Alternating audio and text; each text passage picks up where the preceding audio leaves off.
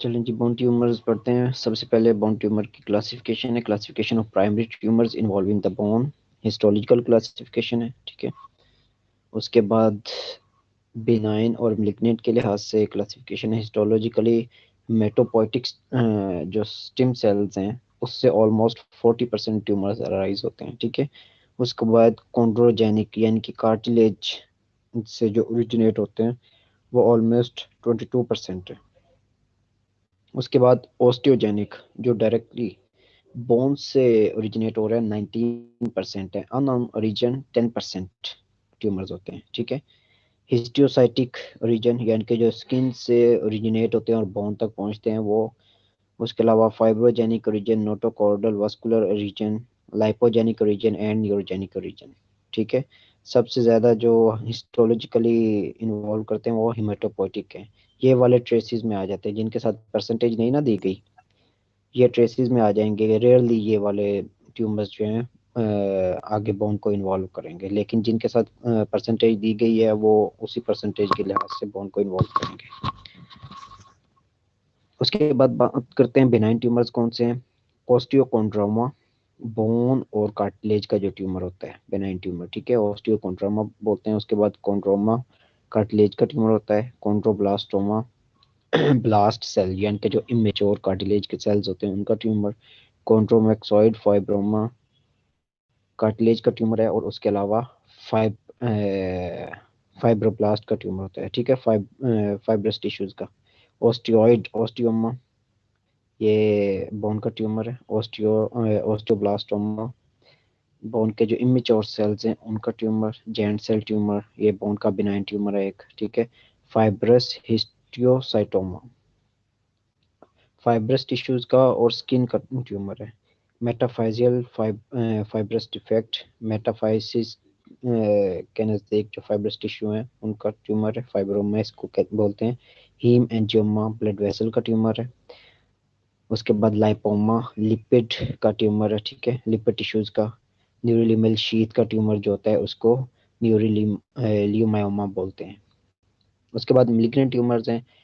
Myeloma, ठीक है, ये बी सेल्स जो होते हैं बी लिम्फोसाइट्स उसका ट्यूमर होता है। Malignant tumour of the B lymphocyte is called multiple myeloma और माइलोमा, ठीक है, इसको मल्टीपल माइलोमा के नाम से भी जाना जाता है। उसके बाद मिलिग्नेंट लिम्फोमा और कॉन्ड्रोसार्कोमा। उसके बाद डिफरेंशिएटेड कॉन्ड्रोसार्कोमा यानी कि ये दोनों जो ट्यूमर हैं ये उसके कार्टिलेज के ट्यूमर। मिजनकाइमल सेल मिजनकाइमल कॉन्ड्रोसार्कोमा मिजनकाइमल सेल्स का और कार्टिलेज का जो ट्यूमर होता है। उसके बाद ओस्टियोसार्कोमा बोन ओस्टियोसार्कोमा बोन्स का मिलिग्नेंट ट्यूमर जो होता है उसको ओस्टियोसार्कोमा बोलते हैं, ठीक है। उस उसके बाद जो दूसरे ट्यूमर्स बच के उनकी अब बात करते हैं। जेंट सेल ट्यूमर, एडिनोटोम, ये कौन सा ट्यूमर लिखा हुआ है, एडमेंटिनोमा, नहीं इसका मुझे नहीं पता। चलो मैं इसका कंफर्म करके आप लोगों को बताता हूँ। उसके बाद malignant fibrous histiocytoma fibrous tissues का और स्किन का मिलिग्नेंट ट्यूमर जो होता है उसको मिलिग्नेंट फाइब्रस हिस्टियोसाइटोमा यानी कि ये मिक्स ट्यूमर होता है। डेस्मोप्लास्टिक फाइब्रोमा, उसके बाद फाइब्रोसार्कोमा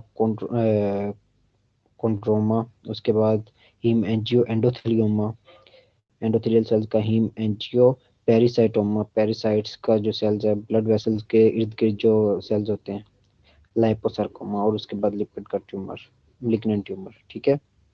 इसकी जो इजी क्लासिफिकेशन जो याद रखने वाली है वो ये है कि बोन ट्यूमर्स होंगे, कार्टिलेज के ट्यूमर्स होंगे, फाइब्रस टिश्यूज के ट्यूमर्स, मिसेलेनियस ट्यूमर्स, ठीक है। ये ट्यूमर्स जो हैं वो ज़्यादा कॉमन है, बोन का ट्यूमर, कार्टिलेज का, ठीक है, और उसके अलावा फाइब्रस ट्यूमर। उसके बाद मिसलेनियस ट्यूमर्स में Ewing's sarcoma, giant cell tumour, multiple myeloma and metastatic tumours यानी कि जो किसी और ऑर्गन का ट्यूमर है और मेटास्टेसाइज होके बोन तक पहुंचा है उसको मेटास्टेटिक ट्यूमर बोलेंगे, ठीक है। बोन्स के भी ट्यूमर्स की हम बात करते हैं। बोन के कौन कौन से ट्यूमर्स हैं। ओस्टियोमा, ओस्टियोइड ओस्टियोमा, ऑस्टियोब्लास्टोमा, ऑस्टियोसार्कोमा, ठीक है। और इसको दूसरा नाम ऑस्टियोसार्कोमा को ऑस्टियोजेनिक सार्कोमा भी कहा जाता है, ठीक है। सबसे पहले हम बात करते हैं ऑस्टियोमा की। बिनाइन बोन फॉर्मिंग ट्यूमर, ठीक है। मिडिल एज्ड जो पर्सन होंगे उनमें होगा। Typically school face most commonly involved, ठीक है। स्कल और फेस को कॉमनली इन्वॉल्व करेगा। कैन ऑब्स्ट्रक्ट द नोज और साइंसेस, यानी कि नोज और साइंसेस जो हैं, एयर साइंसेस, पैरानेजल साइंसेस जिसको बोलते हैं, उनको ऑब्स्ट्रक्ट करेगा, क्योंकि उस जगह पे न्यू बोन फॉर्मेशन करवा देगा। थोड़ी सी बोन भी बन जाएगी तो एयर साइनस जो होते हैं, पैरानेजल साइंसेस या नोज जो होगा वो ऑब्स्ट्रक्ट हो जाएगा। To be distinguished from reactive bone can be difficult. इसको रिएक्टिव बोन से डिस्टिंग्विश करना थोड़ा डिफिकल्ट होता है। रिएक्टिव बोन होती है कि किसी बोन के साथ कोई भी प्रॉब्लम हुई है, यानी कि चोट लगने के बाद, यानी कि बोन को कोई भी चोट लगी है, ठीक है, या फ्रैक्चर हो गया, हेयर लाइन फ्रैक्चर हो गया, उसके नतीजे में बोन क्या करती है, रिएक्ट करती है। दोबारा बोन फॉर्मेशन का अमल स्टार्ट हो जाता है, हीमाटोमा बनेगा, ठीक है। उसके बाद सॉफ्ट सेल बनेंगे, सॉफ्ट कैलस फॉर्मेशन, उसके बाद बोनी कैलस फॉर्मेशन बनेगा, ठीक है। वो होता है रिएक्टिव बोन। इसमें क्या होता है, ये खुद ब खुद बनना स्टार्ट हो जाता है, इससे ओस्टियोमा बोलते हैं, ये ट्यूमर है, ठीक है। Histology, appearance contrast clearly with the dense lamellar cortical bone. इसको इजीली डिफरेंशिएट किया जा सकता है कॉर्टिकल बोन से। ये देखें, हेड का एक्सरे लिया है, ठीक है, जो स्कल का एक्सरे लिया है, ये एक आपको एबनॉर्मल ग्रोथ मिल रही है इस जगह पे, इसको ऑस्टियोमा बोलते हैं। मोस्ट कॉमनली किस जगह पे मिलेगा, फेस और स्कल पे आपको मिलेगा। ये देखें, abnormal growth.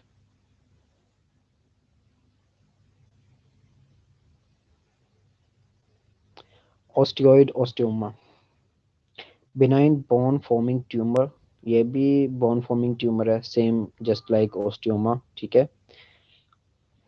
Typically involves appendicular skeleton, ये वाला जो ऑस्टियोमा था वो यूजुअली स्कल और फेस को इन्वॉल्व कर रहा था। जो ऑस्टियोइड ऑस्टियोमा, ये अपेंडिकुलर जो स्केलेटन है उसको इन्वॉल्व करेगा। One of the few tumours that occurs in the cortex, यानी कि बोन के कॉर्टेक्स की बात हो रही है। कॉर्टेक्स होता है जो बाहर की तरफ होता है, इनर साइड पे जो बोन होगी उसको मिडला कहा जाता है, ठीक है। Occurs in metaphysis of the bone, epiphysis और डायफाइसिस, यानी कि जो लॉन्ग बोन्स होती हैं, ठीक है, उनके अपर जो एंड अपर एंड होता है उसके दरमियान में एक कार्टिलेज की प्लेट होती है, ठीक है। जिस जगह से बोन ग्रो कर रही होती है, जिस जगह से बोन की जो लेंथ होती है वो इंक्रीज हो रही होती है, उसके ऊपर वाली साइड को एपिफाइसिस बोलते हैं, नीचे वाली साइड को क्या बोलते हैं, डायफाइसिस। ये उस जगह से ओरिजिनेट हो रहा होता है। इसकी एपिडेमियोलॉजी क्या है, यंग पेशेंट्स में होगा, लेस देन 25 ईयर्स, यानी कि 25 साल से कम जो पेशेंट्स होते हैं उनमें होगा। Males are more sufferer than the females. Teens, यानी कि टीन एज में होगा। एंड ट्विंस, और जो ट्विन और ट्वेंटीज, टीन्स और ट्वेंटीज में होगा। रेडियोग्राफ में आपको क्या मिलेगा, मैस ऑफ डेंस ओरिजिन नाइडस उसको बोलते हैं, यानी कि अब नॉर्मल बोन जो बनेगी उसको एक्सरे पे या सीटी स्कैन पे इजीली डिफरेंशिएट किया जा सकता है और उसको नाइडस का नाम दिया जाता है। An opaque cortical border of the reactive sclerotic bone, sclerotic का मतलब होता है हाइपरडेंस जो बोन होती है, ठीक है, जिसमें कैल्शियम फॉस्फेट ज्यादा मिकदार में डिपॉजिट होते हैं। Reactive rim of sclerotic bone, sclerotic bone का एक रिएक्टिव रिम होगा जो कि आपको एक्सरे पे आप जिसको डिफरेंशिएट कर सकते हैं। बिनाइन है ये वाला ट्यूमर भी, ठीक है, at least 2 centimetre in diameter. Clinical bone pen, clinically आपको बोन पेन होगी, स्पेशली नाइट टाइम पेन, रात के टाइम पे ज्यादा दर्द होगी, with excellent relief with the NSAIDs. NSAIDs non steroidal anti inflammatory जो ड्रग्स हैं, जैसे कि आइबुप्रोफेन है, पैरास्टामोल है, एंडोमेथासिन है, ठीक है, डिक्लोरान है, इस तरह की मेडिसिन आप लेंगे तो उसको ये एक्सीलेंटली रिस्पॉन्ड करेगा, उसके साथ जो पेन है वो रिलीफ हो जाएगी। हिस्टोलॉजी में आपको मिले क्या मिलेगा, immature appearing bone, fibrovascular tissue, यानी कि इसमें फाइब्रस टिश्यूज भी होंगे और वास्कुलर टिश्यूज भी होंगे। इमेच्योर जिस तरह की बोन होती है उस तरह की आपको मिलेगी। Active osteoblast and osteoclast in the nidus. Immature bone के अंदर यही चीजें आपको मिलती हैं कि एक्टिव ऑस्टियोब्लास्ट भी मिलेंगे और ऑस्टियोक्लास्ट मिलेंगे। No cellular atypia and mitotic figure, ना तो इसमें एटिपिकल सेल्स मिलेंगे, ठीक है, नॉर्मली वही सेल्स मिलेंगे जो बोन में होते हैं, और इसमें माइटोटिक एक्टिविटी जो ज्यादा होती है जो कि कैंसरस सेल्स में आपको मिलती है, हाइपरली एक्टिव होते हैं, यानी कि उसमें माइटोटिक एक्टिविटी बहुत ज़्यादा एक्टिव होती है, इसमें आपको वो चीज़ नहीं मिलेगी। क्यों? तो इस वजह से ये कौन सा ट्यूमर होता है? बिनाइन। देखिए, नाइडस फॉर्मेशन। दूसरी बोन से आप उसे अलहदा कर सके। ये ब्लैक आपको नज़र आ रहा है ना दरमियान में, ये वाला जो हिस्सा है इसको नाइडस बोलते हैं। दूसरी बोन से आप इसे इजीली डिफ्रेंशिएट कर सकते हैं। ये वाला ब्लैक ब्लैक आपको बोन के अंदर एक ब्लैक सा दायरा नजर आ रहा होगा, ये वाला, ठीक है, इस जगह पे ये वाला, ये है ओस्टियोइड ओस्टियोमा। इस जगह पे आप देखें, इधर ये वाला, ठीक है। उसके बाद है ओस्टियोब्लास्टोमा। जो ओस्टियोब्लास्ट सेल्स होते हैं उनका जो ट्यूमर होता है उसको ओस्टियोब्लास्टोमा बोलते हैं, ठीक है। Uncommon benign bone forming tumour, ठीक है, ये बोन फॉर्मिंग ट्यूमर है। Axial skeleton ie spine, axial skeleton में मिलेगा कॉमनली स्पाइन के अंदर। Clinically resembles with osteoid osteoma, clinically ये ओस्टियोइड ओस्टियोमा की तरह का होगा। नॉट रिलीव्ड बाय एस्प्रिन, और इसको एनसिड्स के साथ इसकी जो पेन होगी रिलीव नहीं होगी। उससे डिफरेंशिएटिंग पॉइंट आप देख लें, उसकी जो पेन होगी वो एनसिड्स को बहुत अच्छा रिस्पॉन्ड करेगा। जब भी एनसिड्स लेंगे उसकी जो पेन होगी वो रिलीफ हो जाएगी। इसमें एनसिड्स लेने से पेन रिलीफ नहीं होगी, ठीक है। रेडियोग्राफी यानी कि एक्सरे या सीटी स्कैन पे no nidus, no bony reaction. Lesions are predominantly lytic, lytic यानी कि जैसे किसी चीज ने उस जगह से कोई चीज जैसे बोन को उस जगह से तोड़ा गया हो, ठीक है। Lysis with a rim of reactive sclerosis, और उसमें भी आपको एक रिएक्टिव स्क्लेरोसिस का रिम मिलेगा। टेंड्स टू बी एक्सपेंसिबल, ये एक्सपैंड हो सकता है। इंटरनल कैल्सिफिकेशन में समटाइम्स बी प्रेजेंट, और जिस जगह से लाइटिक लीजन आपको मिलेगी, लाइटिक का मतलब होता है किसी जगह से जैसे किस चीज को निकाल लेना, ठीक है। फॉर एग्जांपल बोन का एक छोटा सा पीस पूरी बोन में से निकाल लेना, उस एरिया को लाइटिक लीजन बोलेंगे, ठीक है। इंटरनल कैल्सिफिकेशन में समटाइम्स प्रेजेंट, उस लाइटिक लीजन के अंदर आपको समटाइम कैल्सिफिकेशन मिल सकती है, ठीक है। कैल्सिफिकेशन की वजह से वो हाइपर डेंस एरिया होगा, उसकी डेंसिटी इंक्रीज होगी। ये देखें, ये वाला जो एरिया है ओस्टियोब्लास्टोमा। दूसरी बोन से आपको इसका कलर थोड़ा डिफरेंट मिलेगा, लाइटिक लीजन है, ठीक है। इस जगह पे आप देखें, उस जगह से जो बोन होगी वो गायब हो गई। उस जगह से बोन की वो लाइसिस करवा दे। लाइटिक लाइसिस का मतलब आपको पता है ना, ब्रेक डाउन करवा देना। तो बोन को निकाल देगा तो उस जगह पे एक होलो कैविटी बन जाएगी। प्रीडोमिनेंटली ये इन्वॉल्व करता है स्पाइन को, लेकिन ये एक्सियल स्केलेटन में से किसी को भी इन्वॉल्व कर सकता है। डिफरेंशियल डायग्नोसिस ओस्टियोब्लास्टोमा ओस्टियोइड ओस्टियोमा में आप कैसे डिफरेंस करेंगे? Incident often fifth as common as osteoid osteoma, 10% of the benign tumours, यानी कि ये कॉमन है लेकिन ये 10% ऑफ द बोन ट्यूमर्स है, ठीक है, यानी कि ये बहुत ज्यादा कॉमन होगा। Commonest location vertebral column often posterior element, ये जो ओस्टियोब्लास्टोमा होगा ये वर्टिब्रल कॉलम में मिलेगा और पोस्टीरियर एलिमेंट होगा, यानी कि पोस्टीरियर हॉर्न में आपको मिलेगा। ये प्रोक्सिमल फीमर में मोस्ट कॉमनली आपको मिलेगा। ये भी फीमर में आपको मिल सकता है, लॉन्ग बोन्स के अंदर आपको मिल सकता है, लेकिन मोस्ट कॉमनली जो ओस्टियोब्लास्टोमा होता है ये वर्टिब्रल कॉलम को इन्वॉल्व करता है, लेकिन ये आपको फीमर में मिलेगा, ठीक है।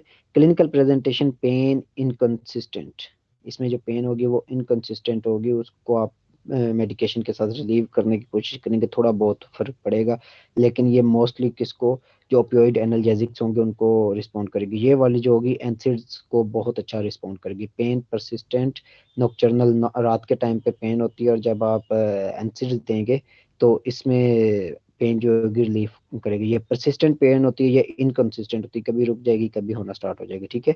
Radiography, size more than 2 centimetre, इसका size less than 2 centimetre. No और minimal perifocal osseous reaction, osseous reaction यानी कि पेरीफोकल जिस जगह पे लीजन होगी उसके इर्द गिर्द बोन फॉर्मेशन जो होगी। नो और मिनिमल यानी कि बहुत कम बोन फॉर्मेशन होगी या बहुत बनेगी ही नहीं सिरे से, लेकिन इसमें पेरीफोकल ओशियस रिएक्शन इज मार्क्ड, जिस जगह पे लीजन होगी उसके इर्द गिर्द बोन फॉर्मेशन आपको मिलेगी। ओशियस का मतलब होता है बोन फॉर्मेशन, ठीक है। Histology, osteoid tubercle with discontinuous and irregular bone formation। इसमें डिसकंटिन्यूस होगा, डिसकंटिन्यूस की वजह क्या है, लाइटिक लीजन्स होंगी, एंड इरेगुलर बोन फॉर्मेशन आपको मिलेगी। अबंडेंट फाइब्रस स्ट्रोमल रिएक्शन, ठीक है। जिस जगह पे लाइटिक लीजन होगी वो रिप्लेस, उस जगह को कौन से टिश्यूज रिप्लेस करेंगे, फाइब्रस स्ट्रोमल रिएक्शंस आप रिप्लेस करेंगे। Many multinucleated osteoblastic giant cells, और ये ओस्टियोब्लास्ट सेल का ट्यूमर है तो इसमें आपको multinucleated osteoblast joint cells आपको मिलेंगे, ठीक है। ओस्टियोइड ओस्टियोमा के अंदर tubercles with continuous and regular bone formation, इसमें लाइटिक लीजन्स नहीं होती तो इसमें आपको रेगुलर बोन फॉर्मेशन मिलेंगे। स्कैंटी स्ट्रोमल रिएक्शंस, क्योंकि इसमें बोन लाइटिक लीजन्स नहीं होंगे तो इसलिए फाइब्रस टिश्यूज को रिप्लेस करने के लिए कोई ऐसी जगह नहीं मिलेगी, इसलिए स्कैंटी, स्कैंटी मतलब होता है थोड़ा बहुत, स्ट्रोमल रिएक्शंस आपको मिलेंगे। Multinucleated osteoblastic giant cells are rarely present, यानी कि नॉर्मली जितने बोन में प्रेजेंट होते हैं उतने ही होंगे, उससे ज्यादा नहीं होंगे, ठीक है। इसमें क्योंकि ये ट्यूमर ही ओस्टियोब्लास्ट सेल्स का होता है तो इसलिए आपको मल्टीपल ओस्टियोब्लास्ट सेल्स मिलेंगे। उसके बाद ओस्टियोसार्कोमा, मेलिग्नेंट ट्यूमर जो बोन का है, इसको ओस्टियोजेनिक सार्कोमा भी बोलते हैं। किस जगह पे कितना होता है ये परसेंटेज दी गई है। मोस्ट कॉमनली नी को इन्वॉल्व करेगा ऑलमोस्ट 60%। लेट टीन्स, नीज मेटाफाइसिस पेनफुल, ठीक है। एक तो लेट टीन्स में आपको मिलेगा, यानी कि 20s की एज तक आपको मिलेगा, ठीक है। और सबसे ज्यादा इन्वॉल्वमेंट किसकी करता है, नी की करेगा, नी जॉइंट की। ओस्टियोसार्कोमा ओस्टियोजेनिक सार्कोमा, ठीक है। Aggressive malignant neoplasm of the bone with mesenchymal origin and osteoblast differentiation। इसमें जो ओस्टियोब्लास्ट होंगे वो डिफरेंशिएट होंगे, ठीक है। Occurs in metaphysis of the long bone, metaphysis में आपको मिलेगा यूजुअली अराउंड द नी, किस जगह पे मिलेगा, अराउंड द नी। एपिडेमियोलॉजी में most common in teens, highest incidence also in the elderly is more than 65 years of more than 65 year old, यानी कि लेट टीन्स में मिलेगा, यानी कि 18 19 इस एज में, ठीक है, 20s में। और उसके अलावा एज मोर देन 65 उसमें आपको ज्यादा मिलेगा। Second most common malignant tumour है। रिस्क फैक्टर्स में आपको क्या मिलेगा, लिफ्रोमाइन सिंड्रोम। लिफ्रोमाइन सिंड्रोम में क्या होगा कि आप इस सिंड्रोम के अंदर डिफरेंट ट्यूमर्स उस पेशेंट के अंदर होंगे। बोन का ये ट्यूमर भी आपको मिल सकता है, इसके अलावा बॉडी के किसी और ऑर्गन का ट्यूमर भी आपको मिल सकता है, ठीक है। फेमिलियल रेटिनोब्लास्टोमा उन लोगों में ज्यादा होगा जिनके अंदर फेमिलियल रेटिनोब्लास्टोमा हो, ठीक है। जेनेटिकली रेटिनोब्लास्टोमा का पेशेंट, ठीक है। बोन इंजरी और इन्फॉक्शन और radiation, Piaget's disease of the bone, ठीक है। उन लोगों के अंदर जिनके अंदर बोन इंजरी हो उसमें ऑस्टियोसार्कोमा डेवलप होने के चांसेस हैं। और उसके अलावा बोन इन्फॉक्शन यानी कि बोन के किसी स्पेसिफिक एरिया की अगर ब्लड सप्लाई कट डाउन हो जाए, कट डाउन होने की वजह से वो स्पेसिफिक एरिया डेड हो जाएगा, उस इन्फॉक्शन की वजह से आगे ट्यूमर डेवलप होने का चांसेस होते हैं। उसके अलावा रेडिएशन थेरेपी, अगर पहले कोई ट्यूमर था किसी फॉर एग्जांपल ऑस्टियोइड ऑस्टियोमा या ऑस्टियोब्लास्टोमा, कोई भी बोन का ट्यूमर था या स्किन का ट्यूमर था, उसकी वजह से रेडिएशन थेरेपी करवाई गई है, ठीक है। उस रेडिएशन थेरेपी की वजह से, रेडिएशन थेरेपी के साइड इफेक्ट्स की वजह से ऑस्टियोसार्कोमा डेवलप होने के चांसेस हैं। अगर पेशेंट को पहले से पेजेट डिजीज है तो उसकी वजह से ऑस्टियोसार्कोमा डेवलप होने के चांसेस होते हैं। क्लिनिकल फीचर्स इसकी क्या होंगी? डीप एकइंग बोन पेन होगी एट नाइट एट रेस्ट, ठीक है। यूजुअली एट नाइट या जिस टाइम पे पेशेंट रेस्ट करेगा उस टाइम पे डीप एकइंग पेन होगी, स्वेलिंग होगी, ठीक है, उस जगह पे। यानी कि अगर नी जॉइंट को इन्वॉल्व किया है तो नी जॉइंट के अराउंड स्वेलिंग मिलेगी, अगर हिप जॉइंट को इन्वॉल्व किया है तो हिप जॉइंट के अराउंड स्वेलिंग मिलेगी, अगर शोल्डर जॉइंट को इन्वॉल्व किया है तो शोल्डर जॉइंट की आपको स्वेलिंग मिलेगी। उसके अलावा अगर उसने फेस की बोन्स को इन्वॉल्व किया है तो फेशियल स्वेलिंग आपको मिलेगी, ठीक है। ग्रोइंग सॉफ्ट टिश्यू मैस, उसके अलावा जिस जगह पे ट्यूमर होगा उसके इर्द गिर्द आपको सॉफ्ट टिश्यू मैस मिलेगा, स्पेशली अराउंड द नी। उसके अलावा लिंपेज गेट, लिंपेज गेट होता है कि फॉर एग्जांपल अगर किसी के चोट लगी हुई है, ठीक है, किसी की एक लेग पे चोट लगी हुई है, तो वो जब चलेगा तो उस लेग के ऊपर मिनिमम वेट, यानी कि उस लेग के ऊपर जाने देगा, उस लेग के ऊपर यानी कि वेट डालेगा, उसी वक्त उसको जल्दी से उठा लेगा, ठीक है। जैसे किसी के पाँव पे चोट लगी हो तो वो थोड़ा सा जल्दी जल्दी उस पाँव को उठा लेता है जिसके ऊपर चोट लगी हो। उस तरह के जो गेट होते हैं उसको लिंपेज गेट का नाम दिया जाता है, ठीक है। उसके अलावा या वो पेशेंट चलने से बिल्कुल रिफ्यूज कर देगा कि मैं मुझसे चला ही नहीं जाता, ठीक है, इस चीज का नाम क्या है? Limping gait. Elevation in alkaline phosphatase, और उसके अलावा क्या है? जो अल्कलाइन फास्फेटेज एंजाइम होगा उसका लेवल ब्लड के अंदर इंक्रीज हो जाएगा।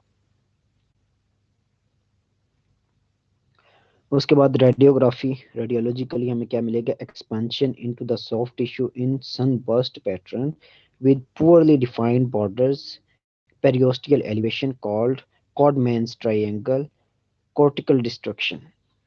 आपको जो सॉफ्ट टिश्यूज होंगे उसके अंदर एक्सपांशन मिलेगी, ठीक है, जो बोन होगी एक्सपैंड होगी उन सॉफ्ट टिश्यूज के अंदर सन बर्स्ट पैटर्न में, यानी कि जिस तरह सन रेज निकल रही होती हैं इस तरह आपको नजर आएगी सॉफ्ट टिश्यू के अंदर, जो थोड़ी सी डेंसिटी होगी इंक्रीज होगी, विद पुअरली डिफाइंड बॉर्डर्स। आप बोन के बॉर्डर्स डिफाइन नहीं कर सकोगे कि ये बोन यहाँ तक है यहाँ तक है, ठीक है। पेरियोस्टियल एलिवेशन, और उसके अलावा जो बोन की सबसे बाहर वाली लेयर होती है उसको पेरियोस्टियम बोलते हैं, ठीक है। पेरियोस्टियम जो होगी वो एलिवेट होगी, कॉल्ड कॉडमैन्स ट्रायंगल। ये वाला जो साइन होता है इसको कॉडमैन्स ट्रायंगल का नाम देते हैं, ठीक है। उसके अलावा कॉर्टिकल डिस्ट्रक्शन, जो बाहर वाली लेयर जब डिस्ट्रॉय होती है उसकी डिस्ट्रक्शन होती है वो एलिवेट होगी और इस वजह से उसकी डिस्ट्रक्शन स्टार्ट हो जाएगी, ठीक है। Both osteoblastic and osteoclastic activity will increase. Poorly defined borders, no reactive trim, malignant, और ये malignant ट्यूमर है, ठीक है। Histologically atypical pleomorphic malignant spindle cells producing osteoid or bone। Atypical cells मिलेंगे यानी कि एबनॉर्मल सेल्स मिलेंगे। टिपिकल होते हैं जो नॉर्मली आपको देखने को मिलते हैं, एटिपिकल यानी कि एबनॉर्मल सेल्स मिलेंगे। प्लियोमॉर्फिक, एक तरह के सेल्स नहीं मिलेंगे आपको, डिफरेंट तरीके के सेल्स मिलेंगे। ओस्टियोब्लास्ट सेल्स भी आपको मिलेंगे, ठीक है, यानी कि आपको हर स्टेज के सेल्स मिलेंगे, डिफरेंट मॉर्फोलॉजी। मॉर्फिक का मतलब होता है किसी चीज की शेप, ठीक है। प्लियोमॉर्फिक डिफरेंट मॉर्फोलॉजी वाले सेल्स आपको मिलेंगे, डिफरेंट शक्ल सूरत के सेल्स आपको इसमें मिलेंगे, और डिफरेंट शक्ल सूरत के सेल्स आपको जिस भी टिश्यू के अंदर मिलें that means that are malignant cells, that are not normal cells, ठीक है। malignant spindle cells producing osteoid और बोन, और जो malignant स्पिंडल सेल्स होते हैं वो बोन, एबनॉर्मल बोन प्रोड्यूस कर रहे होते हैं, उनकी वजह से एबनॉर्मल बोन प्रोड्यूस हो रही होती है, उसकी कोई स्पेसिफिक शेप नहीं होगी। ट्रीटमेंट इसमें क्या करेंगे? सर्जिकल रिसेक्शन, सर्जिकली हम उस बोन को रिसेक्ट करेंगे, ठीक है, और उसके अलावा कीमोथेरेपी, और साथ में हम कीमोथेरेपी स्टार्ट करेंगे। ये देखें, ये एक बोन आ रही है, ठीक है। इस बोन के ये साइड पे अगर आप देखें तो ये भी कोई चीज आपको नजर आ रही है। आप इस बोन का जो एजेस हैं उसको डिफ्रेंशिएट नहीं कर सकते, ये इसकी पेरियोस्टियम बाहर को उभरी हुई है, ठीक है। इस जगह पे भी आपको हाइपरडेंस एरिया मिल रहा है, ये भी एबनॉर्मल बोन ग्रो कर रही है। इस तरह के अगर आपको साइन मिल रहे हैं दैट इज कॉल्ड, ये वाली जो चीज़ है इसको कॉडमैन्स ट्रायंगल बोल देंगे, ठीक है, एलिवेटेड पेरियोस्टियम है। और ये वाली जो चीज़ आपको मिल रही है ये किस में आपको मिलेगी, ओस्टियोसार्कोमा के अंदर, एबनॉर्मल बोन ग्रोथ जब आपको मिल रही होंगी, ठीक है। ये देखें, नॉर्मल में बोन इस तरह की होनी चाहिए थी, ये वाला जो पोर्शन है, लेकिन इस जगह पे आप देखें किस तरह की नजर आ रही है। ये बोन के साथ ये वाला पोर्शन क्या है, बोन तो इस जगह तक है ना, ये वाला एरिया जो जा रहा है ये वाली बोन है, ये वाला साथ में क्या है, ये एबनॉर्मल ग्रोथ हो रही है बोन की, ठीक है। और उसके अलावा पेरियोस्टियम जो है बाहर की तरफ उभरी हुई होगी, उसको कॉडमैन्स ट्रायंगल का नाम भी देते हैं। ये देखें, ये पेरियोस्टियम है और इसके नीचे भी बोन, ये भी साथ में क्या है, बोन डिवेल्प हो रही है, एबनॉर्मल ग्रोथ हो रही है बोन की। The most common subtype is osteosarcoma that arise in the metaphysis of the long bone, is primarily solitary, intradermally, and poorly differentiated and produces a predominantly bony matrix। ठीक है, जो osteosarcoma होगा, एक तो सोलिटरी हो गए, यानी कि एक साइड की उसने लेग इन्वॉल्व की हुई होगी, ठीक है। पुअरली डिफरेंशिएटेड होगा, उसको आप उसके जो सेल्स होंगे उनको आप डिफरेंशिएट नहीं कर सकते, प्लियोमॉर्फिक सेल्स होंगे, ठीक है। डिफरेंट शेप के आपको सेल्स मिल रहे होंगे। उसके अलावा आपको बोन अब नॉर्मल बोन ग्रोथ मिलेगी। उसके अलावा बोन कार्टिलेज ट्यूमर्स, यहाँ तक अप टिल नाउ कौन से ट्यूमर्स थे जो बोन से अराइज हो रहे थे। अब हम बात करते हैं जो कार्टिलेज से ट्यूमर अराइज हो रहे हैं। ओस्टियोकोंड्रोमा, ठीक है, उसके बाद कॉन्ड्रोमा है, उसके बाद कॉन्ड्रोब्लास्टोमा है। ऑस्टियोकॉन्ड्रोमा है जो बोन और कार्टिलेज दोनों से अराइज हो रहा है, ठीक है। कॉन्ड्रोमा जो जस्ट कार्टिलेज से अराइज हो रहा है। कॉन्ड्रोब्लास्टोमा जो कॉन्ड्रोब्लास्ट सेल्स होते हैं वहां से जो ट्यूमर अराइज होगा उसको कॉन्ड्रोब्लास्टोमा बोलते हैं, ठीक है। कॉन्ड्रोमैक्सॉइड मैक्सॉइड फाइब्रोमा, उसके अलावा जो कॉन्ड्रोसाइट्स और उसके अलावा फाइब्रस टिश्यू से राइज हो रहा होगा उसको कॉन्ड्रोमैक्सॉइड फाइब्रोमा का नाम देते हैं। उसके अलावा कॉन्ड्रोसार्कोमा, कॉन्ड्रोसाइट्स का जो मिलिग्नेंट ट्यूमर है उसको कॉन्ड्रोसार्कोमा बोलते हैं। ओस्टियोकॉन्ड्रोमा, इसको एक्सोस्टोसिस का नाम भी देते हैं, benign tumour of the bone occurring where cartilage forms bone, ठीक है। ये वाला जो एरिया है इस जगह पे क्या होती है, कार्टिलेज की एक लेयर होती है। इस लेयर में आगे कैल्शियम और फॉस्फेट डिपॉजिट होते जाएंगे और आहिस्ता आहिस्ता जो बोन की लेंथ होती है वो इंक्रीज होती है, ठीक है। जब कोई जो नॉर्मल इंडिविजुअल होता है वो ग्रो हो रहा होता है, उसकी बोन्स जो उनकी वो लंबी हो रही होती हैं, वो इसी प्रोसेस के थ्रू हो रही होती हैं, ठीक है।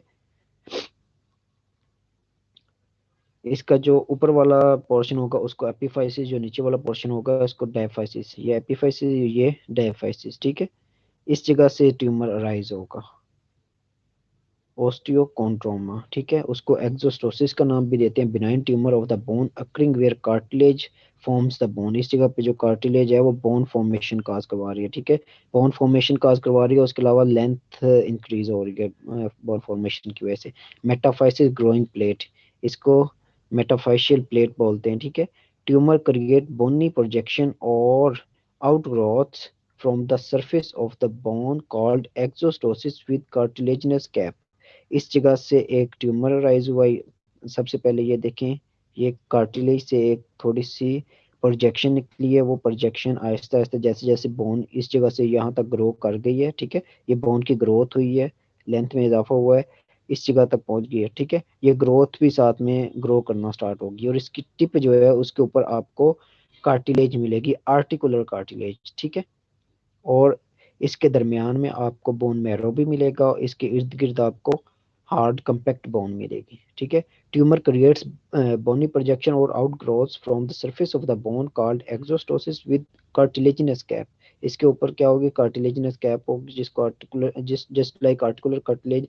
Exostosis is continuous with the main bone marrow. जो एक्सोस्टोसिस होगा वो मेन बोन मैरो के साथ कंटिन्यूअस होगा, ये देखें, ये बोन मैरो है, ठीक है, और ये इसके साथ कंटिन्यूस है, इसके अंदर भी बोन मैरो आपको मिलेगा, और वो मेन जो स्टेम है उसके साथ कम्युनिकेट कर रहा है।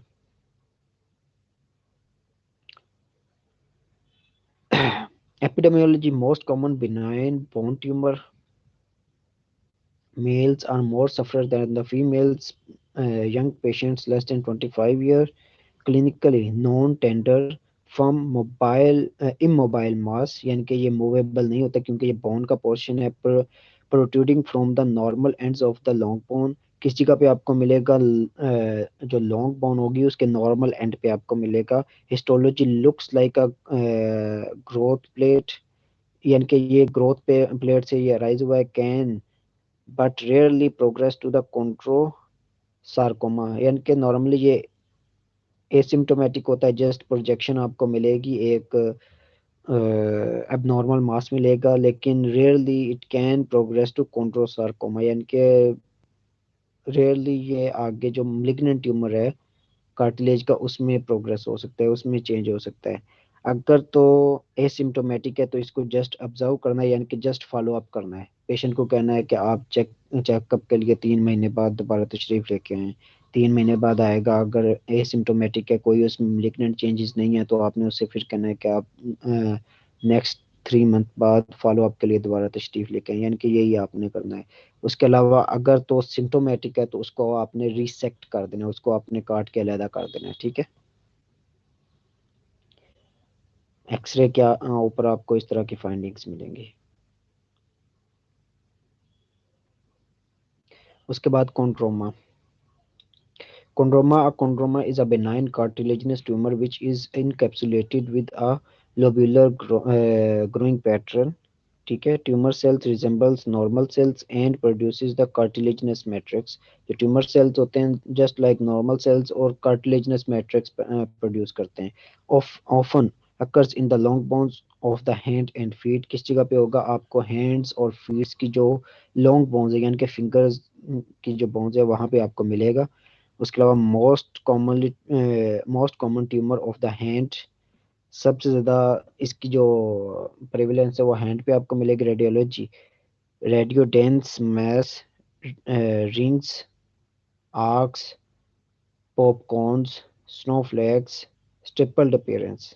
ठीक है, इसकी जो रेडियोलॉजिकली अपीयरेंस होगी वो इन तरह ये वाली जितनी भी टर्म्स बताएगी इस तरह की इसकी अपीयरेंस होगी। रिंग की तरह की अपीयरेंस हो सकती है, आर्क्स की तरह की अपीयरेंस हो सकती है, पॉपकॉर्न जैसी अपीयरेंस हो सकती है, स्नोफ्लेक्स जैसी अपीयरेंस हो सकती है, स्टिपल्ड अपीयरेंस हो सकती है। ठीक है, ये जस्ट इसकी अपीयरेंस की बात की गई है। Central calcification with in the bone, यानी कि इसके अंदर आपको सेंट्रल कैल्सिफिकेशन मिल सकती है। No cortical break through often found incidentally. ठीक है, कॉर्टिकल ब्रेक थ्रू आपको नहीं मिलेगा, यानी कि नॉर्मल एक मास होगा जिसकी सेंट्रल कैल्सिफिकेशन होगी, often found incidentally. Treatment is observation, इसका आपने ट्रीटमेंट क्या करना है? जस्ट ऑब्जर्व करना है। अगर कॉस्मेटिक पर्पस के लिहाज से देखा जाए तो आपने रिसेक्ट कर देना है। Histopathology, few cells, no atypia. ठीक है, आपको एटिपिकल यानी कि malignant सेल्स नहीं मिलेंगे। Treatment if painful remove by the curettage. Curette एक इंस्ट्रूमेंट होता है सर्जरी में, सर्जिकल डिपार्टमेंट में अगर आपका जाना हो तो उस जगह पे आप देखोगे एक क्यूरेट इंस्ट्रूमेंट होगा, उसके साथ आपने इसको रिमूव कर देना। ठीक है, क्यूरेटेज लोकल एनेस्थीसिया देने के बाद इसको रिमूव कर देना। Rare malignant transformation to chondrosarcoma, rarely यानी कि ये आगे कॉन्ट्रोसार्कोमा में चेंज हो सकता है, रेयरली। ठीक है, बहुत कम चांस होते हैं। ये देखिए, इस जगह पे आपको एक ब्लैक सा डॉट नजर आ रहा है, ये क्या है? कॉन्ट्रोमा। उसके बाद बात करते हैं chondroblastoma. Rare in the teenagers, males are more suffer than the females. Knee knee joint usually involve होगा। ठीक है, उस एपिफाइसिस उसके अलावा लॉन्ग बोन की इन्वॉल्व होगी नी जॉइंट के साथ। ठीक है, much less matrix than the chondroma, इसमें आपको मैट्रिक्स बहुत कम मिलेगा एज कंपेयर टू कॉन्ट्रोमा। ये देखें, इसमें और इसमें आप डिफरेंशिएट कर सकते हैं, इसके अंदर कितने सेल्स हैं, ठीक है, और इसमें कितने हैं। मैट्रिक इसमें कम होगा, कॉन्ट्रोब्लास्टोमा। उसके बाद कॉन्ट्रोमैक्सॉइड फाइब्रोमा, रेयरेस्ट ऑफ ऑल, बहुत रेयर ट्यूमर है। टीन्स मेल्स यानी कि टीन एजर मेल जो होंगे उनमें होगा। इसमें एटिपिया हो सकता है, ठीक है। अगर ये होगा तो ये मे बी लिग्नेंट में आगे चेंज हो जाए, लेकिन बहुत रेयर ट्यूमर है। कॉन्ड्रोसार्कोमा, malignant tumour of the cartilage, malignant neoplasm of cartilage, slow growing but grow, यानी कि स्लो ग्रोइंग है लेकिन ग्रो करता है। Most often affects axial skeleton, central skeleton. Axial skeleton और सेंट्रल स्केलेटन दोनों को अफेक्ट करेगा, otherwise in metaphysis arising in the medulla. उसके अलावा मेटाफाइसिस को अफेक्ट कर सकता है। अगर इन दोनों को अफेक्ट नहीं करेगा तो मेटाफाइसिस को अफेक्ट करेगा, और मेडुलरी ग्रोथ होगी इसकी। कॉर्टिकल ग्रोथ होती है जो बाहर की तरफ हो, मेडुलरी होती है जो मिडल पोर्शन को अगर ये इन्वॉल्व करे तो। Epidemiology, older patients more than 60 years जिनकी एज होगी उनको इन्वॉल्व करेगा। रेडियोग्राफी के अंदर लाइटिंग चेंजेस आपको मिलेंगे, ठीक है, लाइटिंग लीजन्स आपको मिलेंगे। कॉर्टिकल इन्वॉल्वमेंट, स्कैटर्ड कैल्सिफिकेशंस आपको मिलेंगी कॉर्टिकली, ठीक है। उसके अलावा हिस्टोलॉजी में आपको क्या मिलेगी, इंक्रीज सेलुलरिटी, इसमें सेलुलरिटी इंक्रीज होगी। ट्रीटमेंट में सर्जिकल रिसेक्शन करनी है, नो रिस्पॉन्स टू कीमो और रेडियो। ट्रीटमेंट इसका यही है, जब भी ये डायग्नोस होगा इसको ऑपरेट करेंगे और काट के अलहदा कर देंगे उस पोर्शन को, ठीक है। इसके ऊपर ना तो कीमोथेरेपी का कोई इफेक्ट होगा, ना ही रेडिएशन का कोई इफेक्ट है। उसके बाद क्या है जी, bone fibrous tumours, fibrous tissues के भी ट्यूमर्स की बात करते हैं। अब टिल नाउ हमने कार्टिलेज ट्यूमर्स की बात कर ली है, और वो ट्यूमर्स जो बोन से राइज होते हैं, बोनी ट्यूमर्स की बात कर ली है। अब भी फाइब्रस टिश्यूज के ट्यूमर्स की बात करते हैं जो कि बोन में जा सकते हैं। फाइब्रस कॉर्टिकल डिफेक्ट और नॉन ओसिफाइंग फाइब्रोमा। उसके अलावा फाइब्रस डिस्प्लेशिया, फाइब्रोसार्कोमा और मिलिग्नेंट फाइब्रस हिस्टियोसाइटोमा, ठीक है। सबसे पहले हम बात करते हैं fibrous cortical defect, common, usually less than 1 centimetre. ये कॉमनली सब में होगा, लेस देन 1 सेंटीमीटर। चिल्ड्रन के अंदर मोर देन 1 सेंटीमीटर होता है, ठीक है। If more than 5 to 6 centimetre they are then called non ossifying fibroma. अब इतना तो मिले तो कोई नहीं, इतना मसला, ठीक है। चिल्ड्रन के अंदर मिल सकता है मोर देन 2 सेंटीमीटर, जो अडल्ट होंगे उनमें लेस देन 1 सेंटीमीटर मिल सकता है। अगर आपको किसी के अंदर मिले 5 to 6 सेंटीमीटर, उसको नॉन ओसिफाइंग फाइब्रोमा का नाम देते हैं, ठीक है। फाइब्रस डिस्प्लेशिया, ये बिनाइन ट्यूमर है जो हमने पहले पढ़ा है। फाइब्रस फाइब्रस कॉर्टिकल डिफेक्ट, ठीक है। सब में नहीं होगा, लेकिन सिर्फ और सिर्फ अफेक्टेड इंडिविजुअल्स में होगा, ठीक है। अफेक्टेड इंडिविजुअल्स में भी जो सबसे ज़्यादा अफेक्टेड होगा उसमें 5 to 6 सेंटीमीटर तक जा सकता है, या इससे भी ज़्यादा जा सकता है, तो उसको नॉन ओसिफाइंग फाइब्रोमा का नाम देंगे। उसके बाद फाइब्रस डिस्प्लेशिया बिनाइन ट्यूमर है, 3 टाइप्स है इसकी। सिंगल बोन इन्वॉल्व करेगा 70%, ठीक है। उसके अलावा 27% चांसेस हैं कि ये पॉलीस्टोटिक हो सकता है, एक से ज़्यादा बोन्स को इन्वॉल्व कर सकता है, ठीक है। उसके अलावा 3% चांसेस हैं कि ये पॉलीस्टोटिक यानी कि एक से ज़्यादा बोन को इन्वॉल्व कर ले, और उसके अलावा विद कैफियोलैथ स्पॉट्स। कैफियोलैथ स्पॉट्स होते हैं कि hyper pigmented area on the skin, थोड़ा सा यानी कि ब्लैक स्पॉट्स आपको मिलेंगे स्किन के ऊपर, उसको कैफियोलैथ स्पॉट बोलते हैं। जो थोड़े से फेयर लोग होंगे ना, उनके स्किन के ऊपर जो स्पॉट्स होंगे वो थोड़े से क्लियर होंगे, जो थोड़े ब्लैक होंगे उनमें देखना थोड़ा मुश्किल हो जाएगा। उनको कैफियोलैथ स्पॉट बोलते हैं। आम जुबान में जिसको हम छैया नहीं बोलते, ठीक है, उसी तरह के स्पोर्ट्स आपको मिलेंगे। एंड एंडोक्राइनल डिसऑर्डर्स, उसके अलावा एंडोक्राइनल डिसऑर्डर्स मिल सकते हैं, स्पेशली प्रिकॉशियस प्यूबर्टी, यानी कि टाइम से पहले जो फीमेल होगी वो उसको मेंसेस स्टार्ट हो जाएंगे, इसको प्रिकॉशियस प्यूबर्टी का नाम देते हैं, ठीक है। यानी कि उसको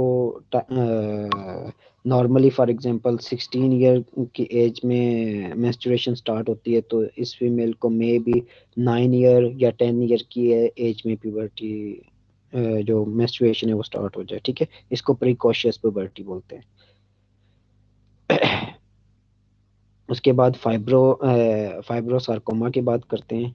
metaphysis of the long bones, जो लॉन्ग बोन की मेटाफाइशियल प्लेट है, जिस जगह से बोन ग्रो कर रही होती है, जिस जगह से बोन की जो लेंथ है वो इंक्रीज हो रही होती है, उस जगह पे अगर जो कार्टिलेज है, फाइब्रस टिश्यूज है, उनका अगर ट्यूमर हो तो उसको फाइब्रोसार्कोमा बोलते हैं। पेल्विक फ्लैट बोन में उसके अलावा हो सकता है लाइटिक लीजन, जिसमें मिलेंगे फ्रैक्चर हो सकते हैं, ठीक है।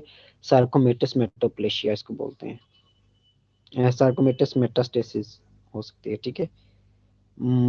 मिससेलेनियस ट्यूमर्स की भी बात करते हैं, जो इसके अलावा फाइब्रस ट्यूमर्स के अलावा, कार्टिलेज के अलावा, बोन के अलावा जो दूसरे ट्यूमर्स थे, इविंग सार्कोमा हो सकता है, ठीक है।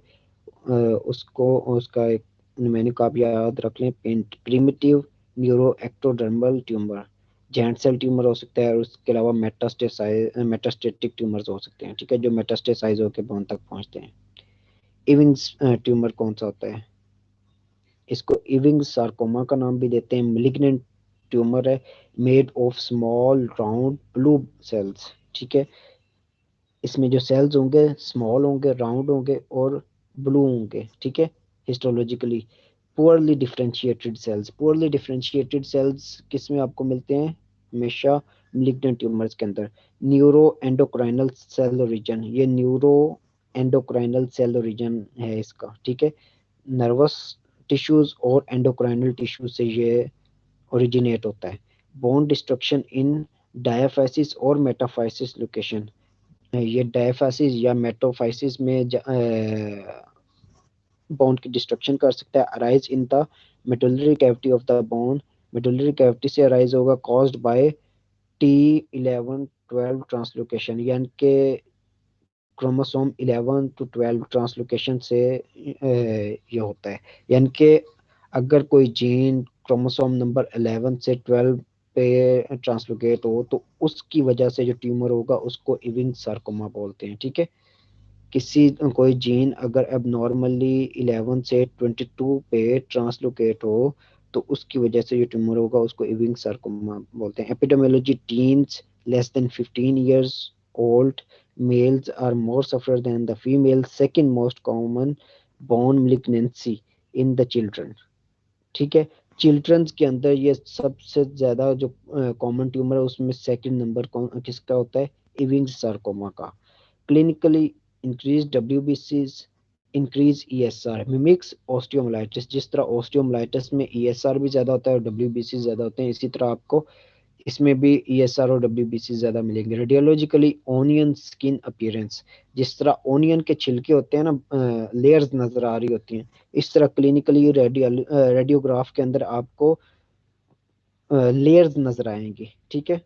बोन की लेयर्स नजर आएंगी। लेयर्ड पेरियोस्टियल रिएक्शन, यानी कि जो पेरियोस्टियम सबसे बाहर वाली लेयर होती है उसकी आप उसके अंदर आपको मजीद लेयर्स नजर आएंगी, जिसको ओनियन स्किन अपीयरेंस का नाम देते हैं, ठीक है।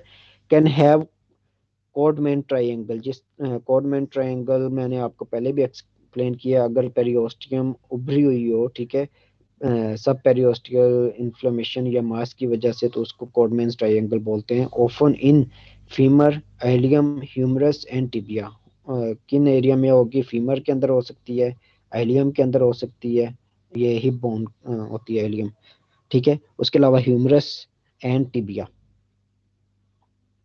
ट्रीटमेंट इसका क्या होता है? Responsive to chemo especially combined with radio, ठीक है। कीमोथेरेपी और उसके साथ में रेडियोथेरेपी दोनों अगर दी जाए तो ज़्यादा इफेक्टिव होगा। उसके बाद बात करते हैं जेंट सेल ट्यूमर की।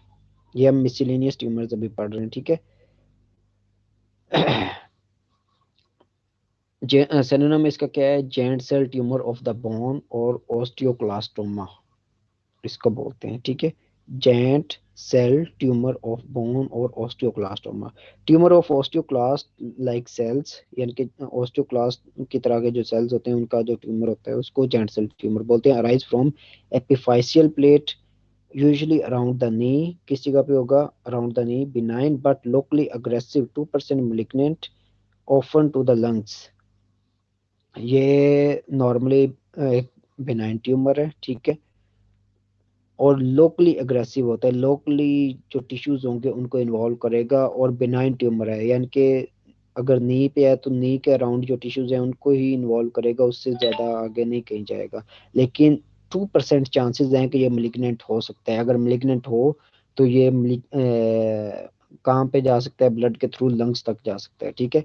एपिडेमियोलॉजी, एज 30 to 50 ईयर्स, इस एज ग्रुप को इन्वॉल्व करेगा। क्लिनिकली पेन स्वेलिंग आपको मिलेगी, ठीक है। नी जॉइंट को इन्वॉल्व किया है तो नी जॉइंट की आपको स्वेलिंग मिलेगी और पेन मिलेगी। रेडियोग्राफी के ऊपर आपको सोप बबल अपीयरेंस मिलेगी, जिस तरह सोप को अगर पानी में मिक्स किया जाए तो बबल्स शो हो रहे होते हैं ना, इसी तरह की जब आप एक्सरे लेंगे तो उसके ऊपर आपको सोप बबल अपीयरेंस नजर आएगी। हिस्टोलॉजिकली नो एटिपिया, यानी कि एटिपिकल सेल्स नहीं मिलेंगे क्योंकि बिनाइन ट्यूमर है। Giant cells look like elongated stromal cells with oval nuclei, ठीक है। इसमें आपको जेंट सेल्स मिलेंगे विद ओवल न्यूक्लियाई। ट्रीटमेंट क्या है, क्यूरेटेज, यानी कि क्यूरेट की मदद से हमने इसको एक्सरसाइज करना है। ग्राफ्टिंग एंड सीमेंटेशन, उस जगह पे हमने न्यू बोन बोन का जो पीस होगा उसको ग्राफ्ट करेंगे। और सीमेंटेशन, सीमेंट का मतलब समझते हैं ना, किस चीज को प्लस्तर करने के लिए दीवार को हम प्लस्तर करते हैं, लेकिन वो कोई और चीज है। उसी तरह हमने इसमें भी क्या करना, बोन ग्राफ्ट करके उसको उस जगह पे यानी कि उसी जगह पे लगाने के लिए जो मटेरियल यूज किया जाता है उसको सीमेंटेशन का नाम देते हैं, ठीक है। और रिसेक्शन, या दूसरा हम काम क्या कर सकते हैं, जो अफेक्टेड एरिया है उसको रिसेक्ट कर सकते हैं, उसको काट के निकाल देंगे, ठीक है। काट के निकाल देंगे और वैसे ही छोड़ देंगे और बोन खुद ब खुद भी ग्रो हो सकती है। या अगर ज्यादा यानी कि उसका साइज ज्यादा है जिसको हमने क्यूरेट किया है, ज्यादा एरिया को हमने काट के निकाला है, तो उसमें हम फिर क्या करना पड़ता है, उसमें ग्राफ्ट लगाना पड़ता है। यानी कि जिस तरह स्किन का छोटा मोटा अगर कोई चोट लग जाए तो खुद ब खुद हील हो जाता है। लेकिन अगर फॉर एग्जांपल बर्न की आप एग्जांपल ले लो, उसमें पूरा लिम्ब अगर जल जाए, ठीक है, या चेस्ट का पूरी चेस्ट जल जाए या एब्डोमेन पूरा जल जाए, तो उसके लिए फिर हमें स्किन ग्राफ्ट करना पड़ता है, ठीक है। इसी तरह अगर बोन का छोटा मोटा पीस रिसेक्ट करके आप निकाल दोगे तो वो खुद ब खुद हील हो जाएगा, लेकिन अगर बड़ा पीस निकालोगे तो उस जगह पे फिर आपको ग्राफ्ट रखना पड़ेगा, ठीक है। बोन का कोई पीस रखना पड़ेगा ताकि उसको हील होने में हेल्प हो।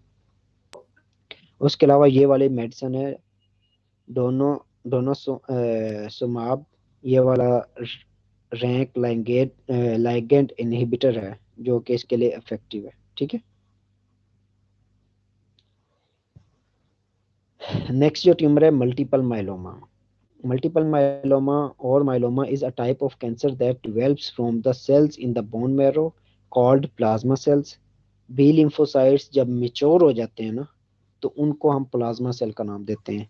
बी लिम्फोसाइट और टी लिम्फोसाइट नाम सुना हुआ है आप लोगों ने पहले? वो तो कुछ ला के ही ना देना, हमें शौक है कि हमें। अच्छा बस ठीक है, तू बोलो अपनी गरीबी का नहीं। अपने माइक ऑफ कर दें।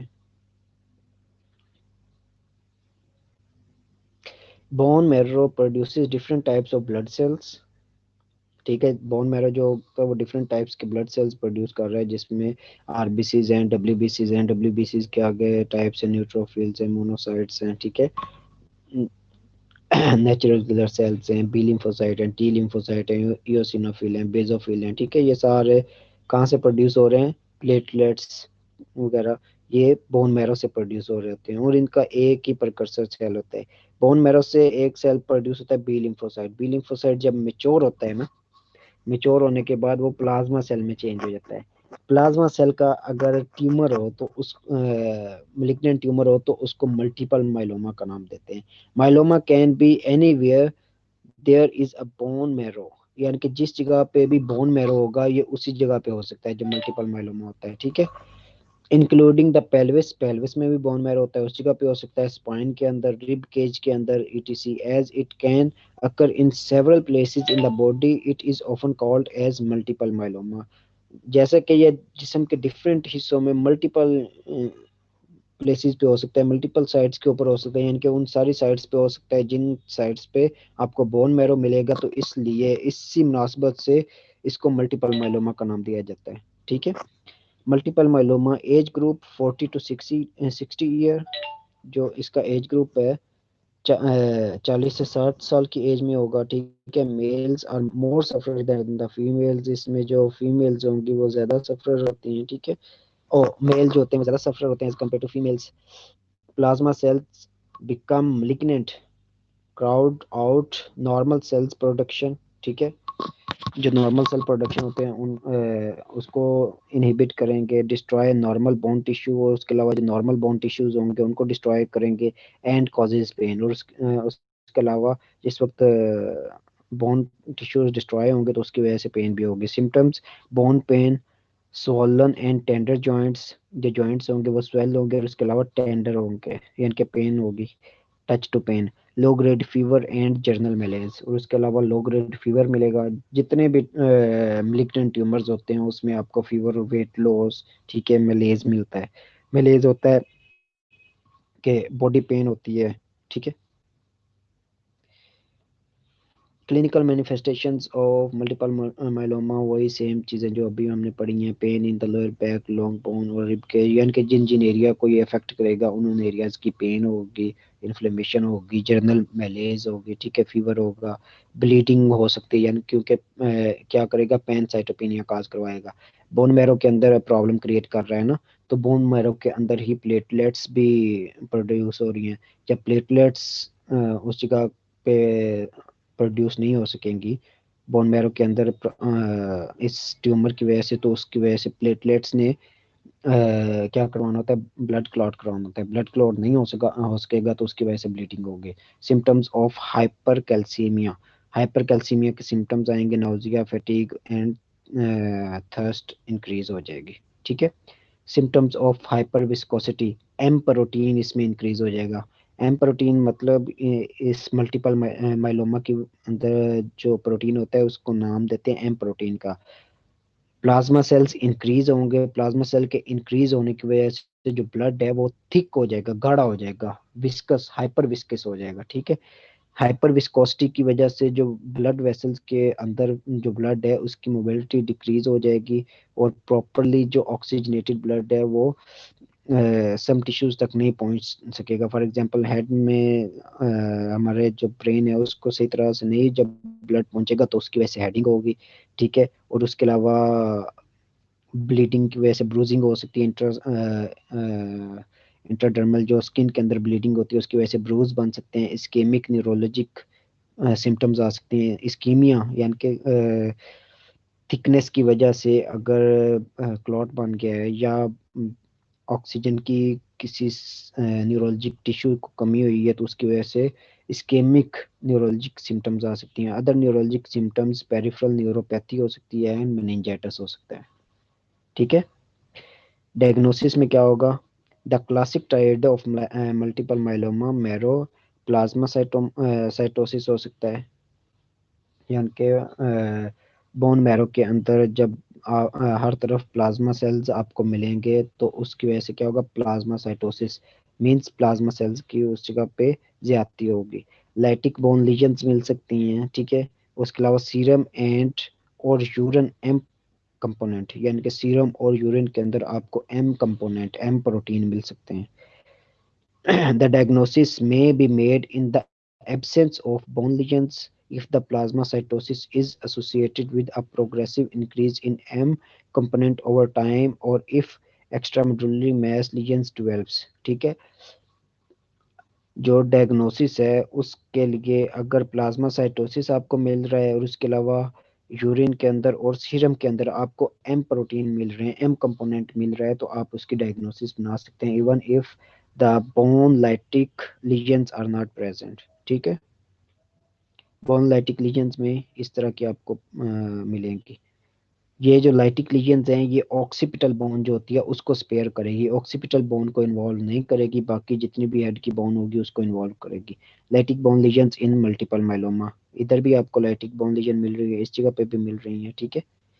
Important for the diagnosis treatment of impending fracture, ठीक है, किसी भी टाइम पे इसका फ्रैक्चर हो सकता है।